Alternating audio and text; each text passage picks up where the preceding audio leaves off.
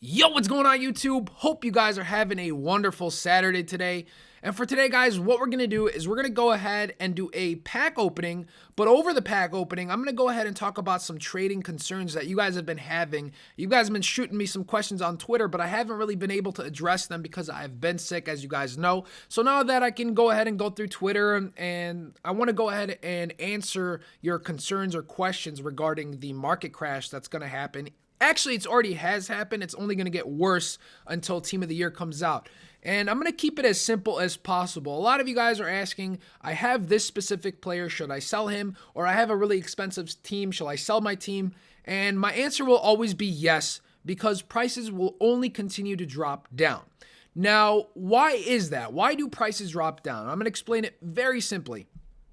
Anytime there's a high supply or a high demand in the market, prices will be dictated by that. So when there's a good team of the year coming out and a lot of people want to try to get lucky and get a player in those packs, we're going to be opening those packs. I'm going to be opening those packs. A lot of other people are going to be opening these packs. Hundreds and thousands of people are going to be opening packs, trying to get their hands on a team of the year player. What happens? The market gets flooded with players that you don't want. So let's say I get an Izzo in a pack.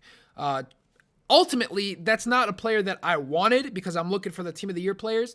It's a good player, but what I'm going to do with it is probably sell it. Now, here's what happens. There's probably thousands of other people getting Izzo in a pack. So what happens is people start undercutting each other and undercutting each other and undercutting each other, and the prices drop until the point it just completely crashes and really, really good players become super cheap. So if you have a good team, if you have a good player, I highly recommend that you sell it. I've said this before in a video about 2 weeks ago. Before even anyone was talking about Team of the Year, I released the video. I said, hey guys, play with a cheap team for about 3-4 weeks. It'll really end up benefiting you because you're going to end up saving coins and you're actually going to get a return on your investment because you're going to have extra coins to make a better team.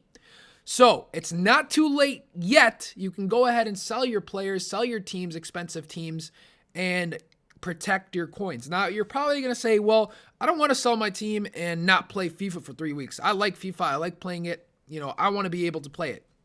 And that's where I say make a cheap team. You can make a really good 15,000 to 20,000 team that's highly effective. I'm not saying a 15,000 team that you won't win with. I'm saying a 15 to 20,000 team that you will be winning games on Ultimate Team with. And it's very, very easy to do. I'm more than happy to release cheap squad builders for you guys that are effective teams because I know a lot of people don't have 100,000 coins, 200,000 coins. So I'm more than happy to start doing cheap squad builders, cheap and effective squad builders rather, that are going to help those of you guys that still are trying to trade up to getting to 500,000, a million coins eventually. And that's what I want to discuss next.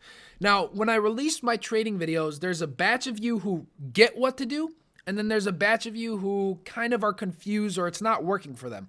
Perfect example is my mass bidding method.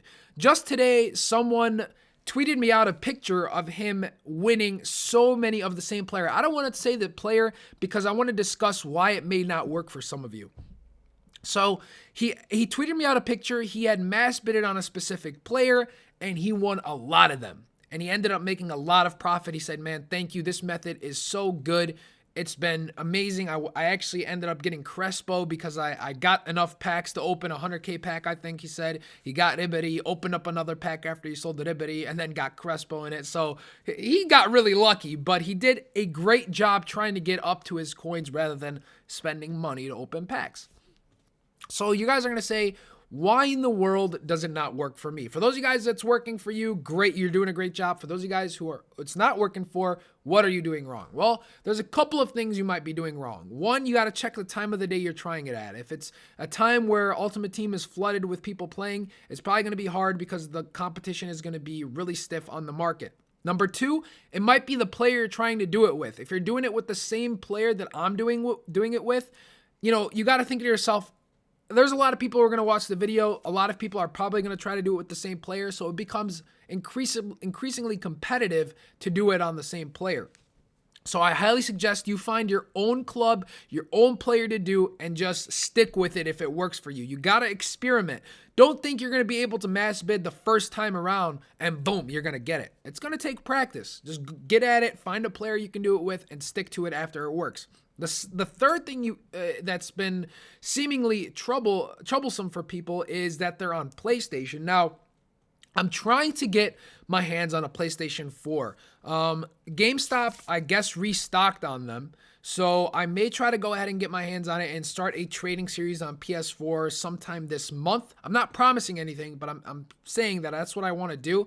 And that's really the only thing that I don't know why people can't do it on PlayStation, because I'm not sure about the market on PlayStation. But if you're on Xbox 360 or Xbox One, you should be pretty successful with the mass bidding method, especially because I'm not a big YouTuber at all. You know, I don't get many views on my videos, so not a lot of people are doing that method, at least to my knowledge. So people who are trying to do it after watching the video, you guys should be in good shape and winning, you know, and making a successful trading method. So that's what I have to say regarding that. If you're trying to mass bid method, just play around with it. Pick players that I haven't shown yet, pick clubs that I haven't shown yet, pick players that don't seem as competitive, and you can start even picking players where, a perfect example, I used Abate because the right backs in the Serie A, there's a very small choice of them that you can use. So if you can find a position and a player in a league where people are they have to use that player if they make a team, that's really a great player to go ahead and do mass bidding with. Now, I don't want to say a player out there.